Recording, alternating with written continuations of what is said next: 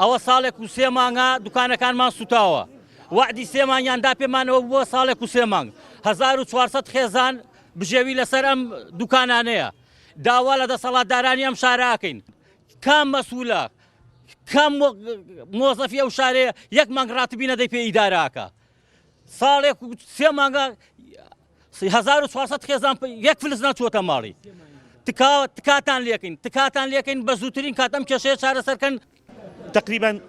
250 دوکاندارن هەر یەکی بەلایەکەوە بڵاو بووە هەندێکی ئیفلاسی هێناوە کێشەی عایلی هەیە بە بۆنی ئەم وەزعەوە کاکەجان ئێمە داوای لە بەرپرسیارانی ئەم شاراکەن ئاوڕێ لەم خەڵکە بداتەوە ئەو بەیانی دوکانەکان بلێ وەکو باسیکەنە لەم 25 مانگ علەساس بینەوە خەڵکی ئەم خەڵکە هیچی بۆ نەکراوە ئەم خەڵکە ڕەشوڕتۆ بگەڕێتەوە چی بکات ئەو دوکانەکەشت داوپی شتێکی پێوە پارەیەکی بەدەستەوە نیە ئیشێک و کارە کاسەبەتیشی پێوە بکاتن گۆرە بەس هەرێکی بۆم خەڵکە بکەن وەڵای ئەگەر قەرەبۆکە بکرێت شتێکی خراپ نییە بەڵام ئێمە حالی حازری کێشەی ئەوەمانەیە کە دوکانەکان تەسمیل نەکراوە بڕیار بوو 2 مانگ پێش تەسمیل بکرێت و تەسمیل نەکراوە